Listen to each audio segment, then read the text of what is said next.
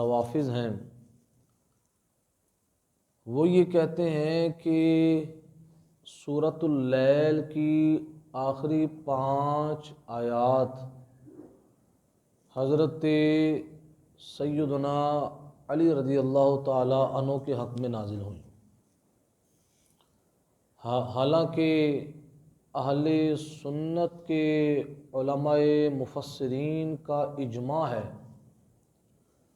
اس بات پر کہ سورۃ اللیل کی آخری 5 آیات کا نزول حضرت سیدنا ابو بکر الصدیق رضی اللہ تعالی عنہ کے حق میں ہوا۔ اب روافض جو ہیں وہ یہ دلیل دیتے ہیں کہ یہ جو 5 آیات مقدسہ ہیں سورۃ اللیل کی، یہ حضرت مولا علی رضی اللہ تعالی عنہ کے حق میں اتری ہیں۔ اس پر وہ دلیل کیا دیتے ہیں کہ قرآن عظیم فرقان حمید کے اندر 6 پارے کے اندر ایک آیت مقدسہ ہے، اللہ رب العزت ارشاد فرماتا ہے وَيُؤْتُونَ الزَّكَاةَ وَهُمْ رَاكِعُونَ،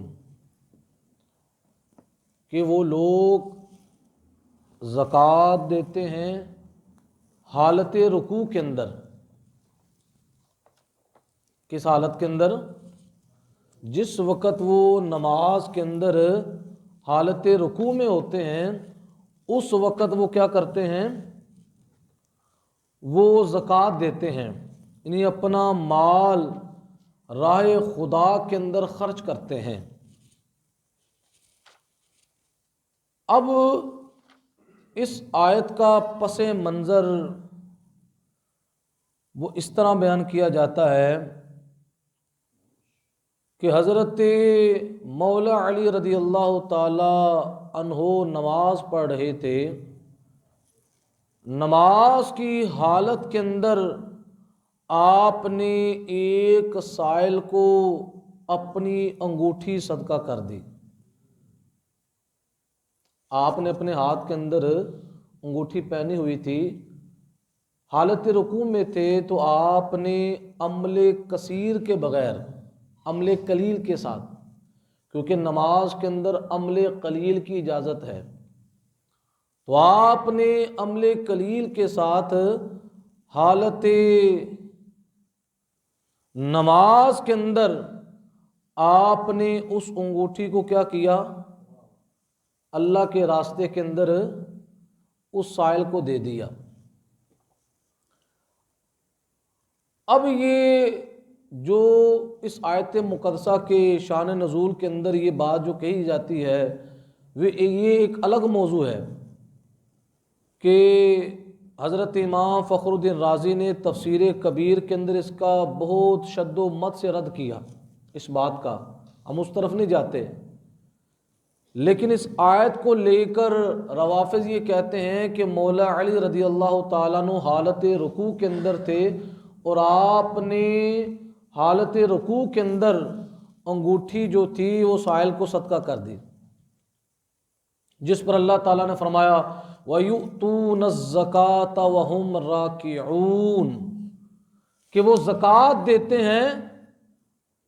اس حالت کے اندر کہ وہ نماز کے اندر رکوع کی حالت کے اندر ہوتے ہیں۔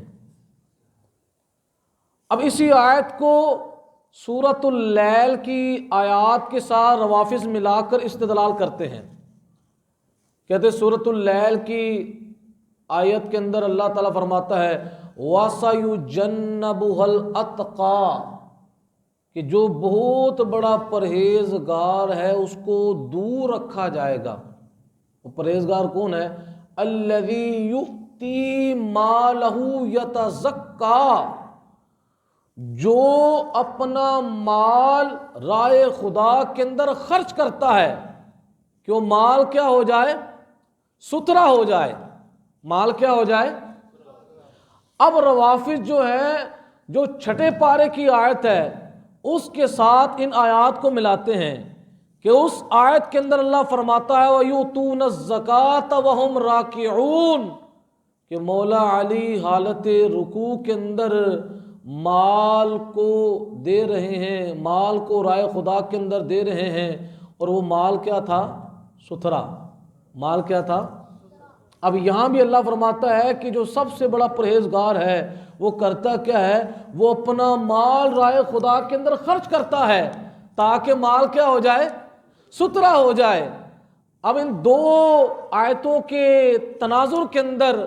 روافض یہ کہتے ہیں کہ سورۃ اللیل کی آخری 5 آیات جو ہیں مولا علی کی شان میں نازل ہوئی ہیں۔ اب یہ وہ دلیل دیتے ہیں، اس پر حضرت امام فخر الدین رازی رحمہ اللہ نے تفسیر کبیر کے اندر آپ نے عقلی اور نقلی دلائل کے ساتھ آپ نے اس بات کو رد کیا۔ آپ فرماتے ہیں اس آیت کا جو مفہوم ہے، اس کا جو معنی ہے، وہ یہ بتاتا ہے کہ یہ آیات مقدسہ جو ہیں مولا علی کے حق میں نازل نہیں ہوئی، بلکہ کس کے حق کے اندر نازل ہوئی ہیں؟ حضرت صدیق اکبر کے حق میں نازل ہوئی ہیں۔ اگر آیات کے معنی کے اندر غور و فکر کیا جائے، اس کے اندر تدبر کیا جائے، تو آیات کا معنی یہ بتاتا ہے کہ ان آیات کا نزول کس کے حق کے اندر ہوا ہے؟ صدیق اکبر رضی اللہ تعالیٰ عنہ کے حق میں ہوا ہے، مولا علی کے حق میں۔ اب حضرت امام فخر الدین رازی فرماتے ہیں کہ دیکھیں اس کے اندر اللہ تعالیٰ فرماتا ہے کہ جو سب سے زیادہ پرہیزگار ہے اس کو جہنم سے دور رکھا جائے گا۔ اس پرہیزگار کی شان کیا ہے؟ کہ وہ اپنا مال راہ خدا کے اندر خرچ کرتا ہے تاکہ وہ مال کیا ہو؟ ستھرا ہو۔ کیا ہو؟ اور پھر آگے کیا فرمایا؟ آگے فرماتا ہے وَمَا لِأَحَدٍ عِنْدَهُ مِن نِعْمَةٍ تُجْزَى، جو راہ خدا کے اندر مال خرچ کر رہا ہے اس کی شان یہ ہے کہ جو وہ مال خرچ کر رہا ہے اس مال خرچ کرنے کی صورت کے اندر اس کا کسی پر احسان نہیں ہے کہ جس احسان کا بدلہ وہ ادا کر رہا ہو، اس کا مقصد اللہ کی رضا ہے، یعنی وہ کسی کے احسان کا بدلہ ادا نہیں کر رہا، وہ کسی کے احسان کے بوجھ کے نیچے دبا ہوا نہیں ہے، جس کی بنیاد پر وہ راہ خدا کے اندر مال خرچ کر کے وہ اپنے احسان کا بدلہ ادا کر رہا ہو۔ تو حضرت امام فخر الدین رازی فرماتے ہیں یہ آیت بتاتی ہے، یہ اس آیت کا معنی بتاتا ہے کہ یہ آیات مقدسہ حضرت سیدنا صدیق اکبر کے حق میں نازل ہوئیں۔ کس طرح؟ کہتے اس طرح کہ حضرت مولا علی رضی اللہ تعالیٰ عنہ کی شخصیت کو دیکھا جائے، اور یہ روایات کے اندر آتا ہے، یہ روایات کے اندر آتا ہے کہ جس وقت قحط سالی کا دور تھا، حضرت علی رضی اللہ تعالیٰ عنہ کے چچا ابو طالب کے حالات بڑے تنگ دستی والے حالات تھے، بہت زیادہ گھر کے اندر کیا تھی؟ تنگ دستی تھی۔ اس پر نبی کریم صلی اللہ تعالی علیہ وسلم نے اپنے چچا حضرت عباس رضی اللہ تعالیٰ عنہ سے فرمایا، اور حضرت عباس جو حضور کے چچا تھے یہ بڑے مالدار تھے، ان سے کہا اے عباس، اے چچا عباس، آپ کے بھائی ابو طالب کی اولاد بہت ہے، اور آج کل جو حالات چل رہے ہیں بڑی تنگ دستی کے چل رہے ہیں، تو ایسا کیوں نہ کیا جائے کہ ہم ان کے گھر میں جاتے ہیں اور جا کر ان کے بوجھ کو کم کرنے کی کوشش کرتے ہیں، ان کی اولاد میں سے ایک بچہ میں لے لیتا ہوں کفالت کے لیے اور ایک بچہ آپ لے لیں۔ اب اس سے حضور نبی کریم صلی اللہ تعالی علیہ وسلم کے طریقے کا پتہ بھی چلتا ہے کہ اپنے رشتہ داروں کے ساتھ حسن سلوک کرنا یہ حضور کی سنت ہے۔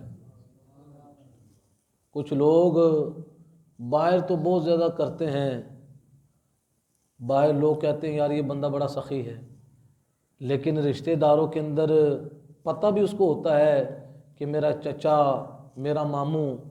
میرا بھائی میرا فلاں، میری بہن، میرا فلاں رشتہ، وہ بڑی تنگ دستی کی حالت کے اندر ہے تو اس کو پوچھتے نہیں ہیں، حالانکہ شریعت کا طریقہ ہے سب سے پہلے قریبی رشتہ داروں کا حق ہے، پھر اس کے بعد اہل محلہ، پھر اہل شہر، پھر آگے وہ نظام چلتا ہے۔ تو یہاں حضور علیہ الصلوۃ والسلام کی سنت دیکھیں، حضور کا طریقہ دیکھیں، کتنا حضور علیہ الصلوۃ والسلام کی شریعت کے اندر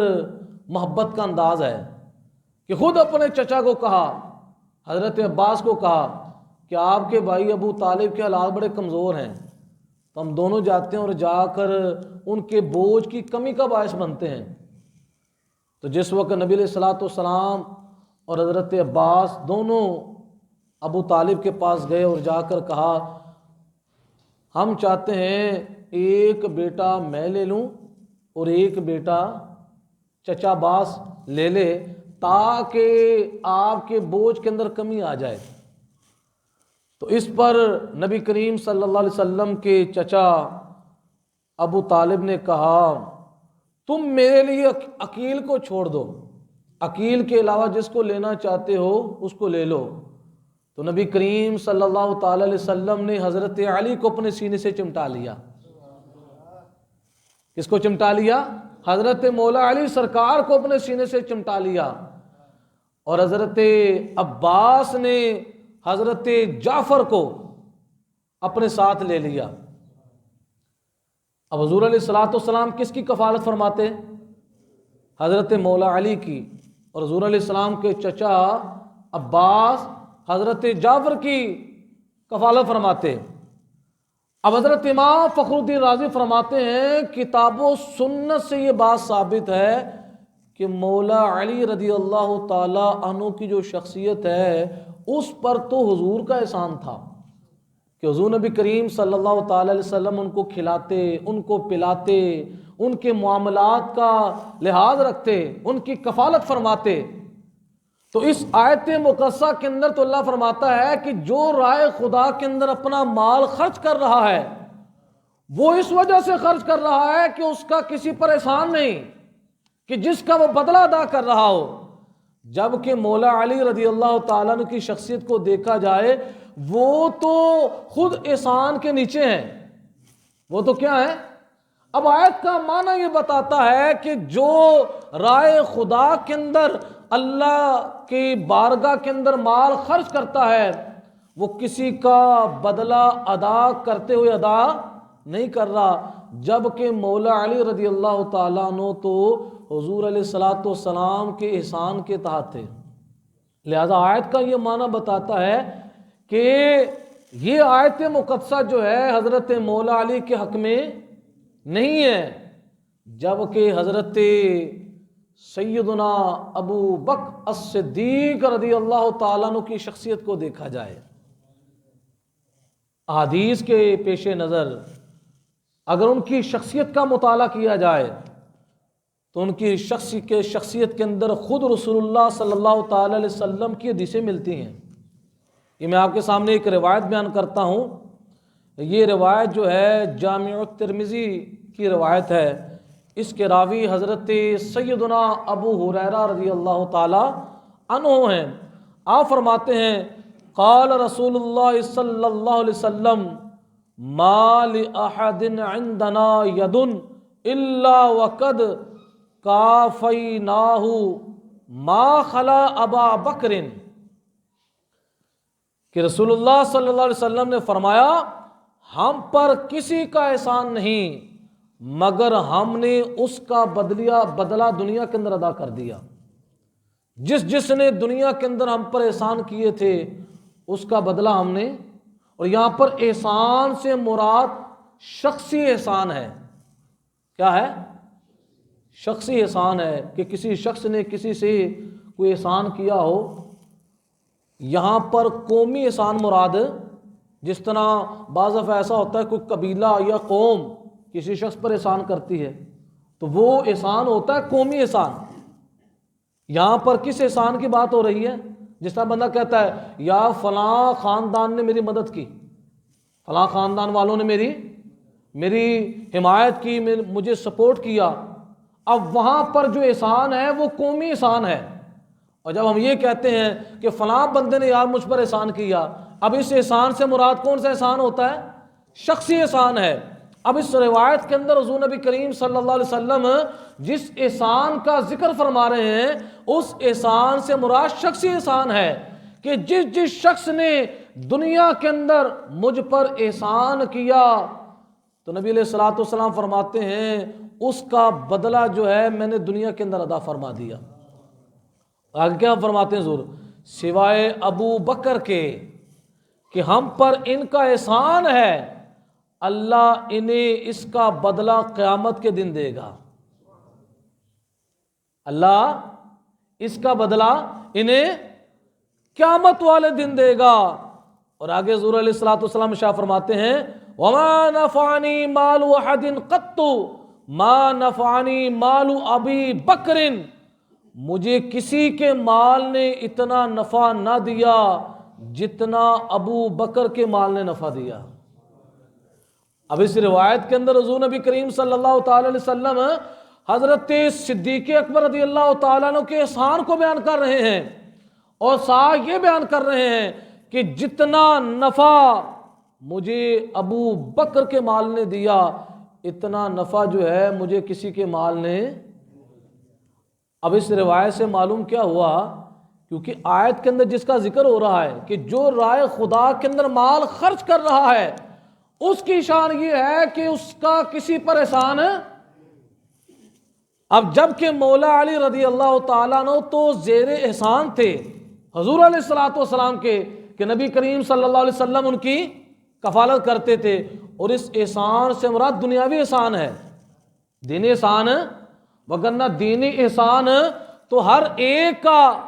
حضور نبی کریم صلی اللہ تعالی علیہ وسلم کا دینی احسان ہر ایک پر ہے۔ اب ہم نے کلمہ پڑھا، ہم نے قرآن کو سمجھا، ہم نے احادیث کو سمجھا، اللہ کی توحید کو سمجھا، اللہ کے وحدہ لا شریک ہونے کو سمجھا، یہ حضور علیہ الصلوۃ والسلام کا ہم پر احسان ہے، اور یہ دینی احسان ہے، اور یہ ایسا دینی احسان ہے کہ اس کے بدلے کے بارے میں خود قرآن پاک کے اندر حضور فرماتے ہیں قُلْ لَا أَسْأَلُكُمْ عَلَيْهِ أَجْرًا إِلَّا الْمَوَدَّةَ فِي الْقُرْبَى، اے لوگوں میں تم سے اس تبلیغ پر کسی اجرت کا سوال نہیں کرتا۔ ہاں ایک بات ہے کہ میرے قریبی رشتہ داروں سے پیار کرنا، میں اس چیز کا تمہیں کہتا ہوں، لیکن جو میں نے تمہیں دین اسلام کا پیغام پہنچایا، اللہ کی توحید کا درس دیا، اپنی رسالت کو بیان کیا، قرآن و سنت تمہیں سمجھایا، اس پر میں تم سے کسی اجرت کا سوال، یہ تو خود فرما دیا۔ اب اس آیت کے اندر جس دنیاوی احسان کی بات ہو رہی ہے کہ وہ جو رائے خدا کے اندر اپنا مال خرچ کرتا ہے اس کی شخصیت یہ ہے کہ دنیاوی احسان کسی نے اس پر نہیں کیا جس کا وہ بدلہ دے رہا ہو۔ تو یہ شان تھی سیدنا صدیق اکبر رضی اللہ تعالیٰ عنہ کی کہ نبی علیہ السلام فرماتے ہیں جس نے دنیا کے اندر مجھ پر دنیاوی احسان کیا میں نے اس کا بدلہ ادا کر دیا، سوائے ابوبکر صدیق رضی اللہ تعالیٰ عنہ کے کہ ان کے میرے ساتھ بہت زیادہ حسن سلوک ہیں، میرے ساتھ اگر ان کی طرف غور کیا جائے کہ حضور نبی کریم صلی اللہ تعالی علیہ وسلم غزوہ تبوک کے موقع پر جو اسلام کا سب سے آخری غزوہ ہے اس کو غزوہ عسرہ بھی کہا جاتا ہے، تنگ دستی والا غزوہ۔ اس وقت مسلمانوں کے حالات بہت تنگ دستی والے تھے، موسم بھی گرم تھا، اور مدینہ پاک سے تبوک کا فاصلہ بھی بہت زیادہ تھا، اور اس وقت نبی علیہ السلام نے ہر ایک کو واضح طور پر بتا دیا ہم نے تبوک جانا ہے، اور نبی علیہ الصلوۃ والسلام نے اعلان فرمایا، چندے کا اعلان فرمایا، اور یہ چندے کا اعلان بھی حضور نے ہماری وجہ سے فرمایا کہ اسلام کے لیے ایسے حالات آئیں گے لوگ ہچکچائیں گے پیسہ دینے سے، اور کچھ ایسے لوگ ہوں گے جو اعلان کرنے سے بھی ہچکچائیں گے تاکہ یہ اعلان میری سنت بن جائے۔ لوگ اگر کسی کو دینی کام کے لیے چندے کا کہیں تو ان کو پتہ ہو یہ میرے نبی کی سنت ہے، وگرنہ حضور کی شان تو یہ ہے کہ اگر حضور علیہ الصلوۃ والسلام پہاڑوں کو فرماتے سونا بن کر میرے پیچھے چلو، وہ پہاڑ سونا بن کر حضور کے پیچھے چلتے۔ حضور علیہ الصلوۃ والسلام کی امت میں سے ایسے ولی ہوئے ہیں جو مٹی کو پکڑ کر پھونک مار دیں وہ سونا بن جائے، اینٹ کو پکڑیں پھونک ماریں تو سونا بن جائے۔ ان کی امتیوں کی یہ شان ہے، تو آقا کی شان کیا ہے؟ لیکن یہ کام کیا آپ کے لیے اور میرے لیے کیا کہ ایسے حالات آئیں گے کہ دین بے یارو مددگار ہو جائے گا۔ اس وقت حضور علیہ الصلوۃ والسلام یہ اپنی امت کو سنت کے طور پر اپنا عمل پیش فرما رہے تھے تاکہ یہ میری سنت بن جائے۔ حضور علیہ الصلوۃ والسلام نے چندے کا اعلان فرمایا اور بڑے بڑے صحابہ کرام نے اس وقت اپنا مال پیش کیا۔ میں بات کروں گا صرف سیدنا صدیق اکبر رضی اللہ تعالیٰ عنہ کی کہ سیدنا صدیق اکبر رضی اللہ تعالیٰ عنہ کی شان کیا ہے کہ یہ وہ صدیق ہیں کہ جنہوں نے پورے گھر کا مال و زر جمع کر کے ایک گٹھری کے اندر بند کیا اور اپنے سر کے اوپر لادا اور حضور کی بارگاہ کی طرف آ رہے ہیں۔ راستے کے اندر عمر فاروق بھی دیکھ رہے ہیں، اور عمر فاروق رضی اللہ تعالیٰ عنہ کے دل میں یہ ارمان تھا، سامان بڑا کم صدیق اکبر نے اپنے سر کے اوپر رکھا ہوا ہے، آج تو میں بازی لے جاؤں گا، آج تو میں۔ عمر فاروق کہا کرتے تھے میں نے بڑی کوشش کی کہ کسی موقع پر صدیق سے بازی لے جاؤں، لیکن جب بھی موقع آتا ہر موقع پر ناکامی کا سامنا کرنا پڑتا، اور کامیاب کون ہو جاتا بازی لینے میں؟ صدیق کامیاب ہو جاتے۔ تو جس وقت حضور کی بارگاہ میں پہنچے اور پہنچ کر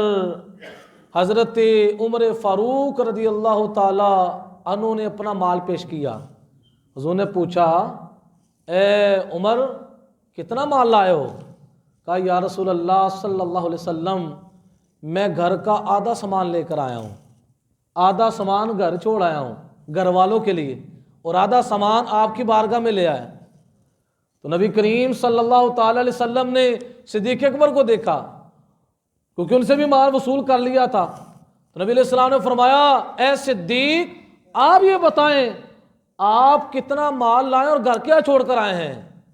تو سیدنا صدیق اکبر آگے سے کہنے لگے یا رسول اللہ گھر کا جتنا سامان تھا آپ کی خدمت کے اندر پیش کر دیا ہے،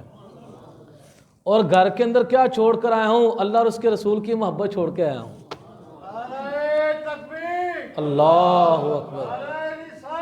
یا رسول اللہ یا علی۔ تو یہ صدیق اکبر ہیں کہ حضرت سیدنا صدیق اکبر نے جب یہ الفاظ کہے تو حضرت عمر فاروق رضی اللہ تعالی عنہ کی ایک آہ نکلی، اے صدیق تجھ پر قربان ہو جائیں، اللہ تعالیٰ نے تمہیں حضور کی محبت کا ایسا کمال دیا۔ اور فرمانے لگے آئندہ کے بعد میں یہ کوشش نہیں کروں گا، جب بھی میں نے کوشش کی کہ میں صدیق سے بازی لے جاؤں، لیکن ہر موقع پر سیدنا صدیق اکبر رضی اللہ تعالیٰ نے پہلی صف کے اندر نظر آئے۔ تو یہ حضور فرماتے ہیں جتنا